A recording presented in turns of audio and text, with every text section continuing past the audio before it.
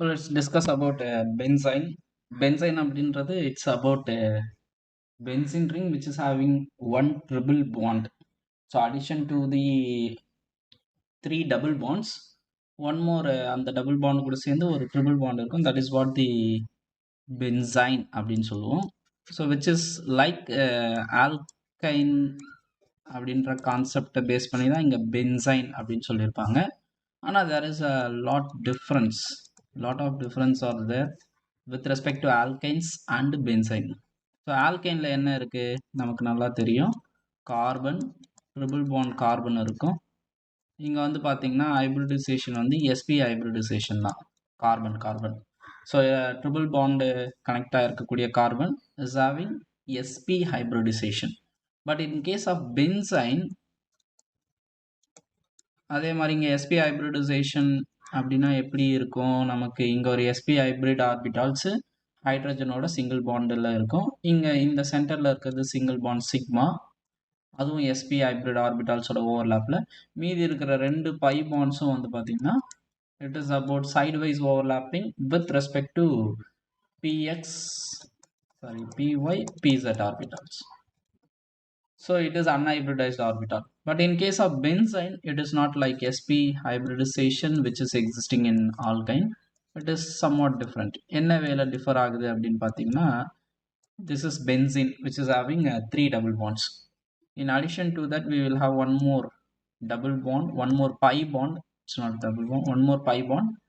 This is what we can call it as, this overall molecule we can call it as benzene. So இந்த இடத்துல we are not having any sp hybridization, as it is whatever we have in the benzene ring, we have sp2 hybridization only. These two carbon atoms are sp2 hybridization, hybridized carbons only. So whatever this third bond is created by means of sp2 hybridized orbitals in the sidewise overlapping. So that is what the basic difference between alkyne and then benzene. So in the sp2 hybridized orbital sidewise overlap we are getting this third bond, that is one more pi bond. அதனால இது வந்து generally வந்து பார்த்தீங்கன்னா ரொம்ப வீக்காக இருக்கும். So like இங்கே already வீக்காக தான் இருக்கும் triple bond. when compared to that one, இந்த sidewise overlapping with respect to sp2 hybridization is not that much effective.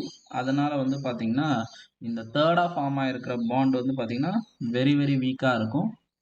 அதாவது தேர்டாக ஃபார்ம் ஆகிருக்கக்கூடிய அந்த பை பாண்ட் வந்து பார்த்தீங்கன்னா வெரி வீக் பாண்டாக இருக்கும். அதனால் generally benzenes are more reactive. So ரொம்ப வீக்காக இருக்கும், more reactive. So these are the basic information which we have to remember with respect to the benzene. So இதில் generation as usual என்னென்ன திங்ஸ் நமக்கு இருக்குன்னா, ஜென்ரேஷனு, அதனுடைய ரியாக்ஷன்ஸ்.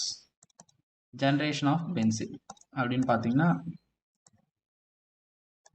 எதில் இருந்தெல்லாம் ஜென்ரேட் பண்ணலாம். ஃபார் எக்ஸாம்பிளாக நமக்கு அரோமேட்டிக் நியூக்ளியோஃபிலிக் சப்ஸ்டியூஷனில் இந்த ஸ்டெப் வரும்.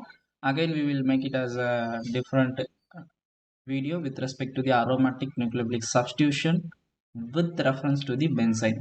அது தனியாக ஒரு வீடியோவாக we will update.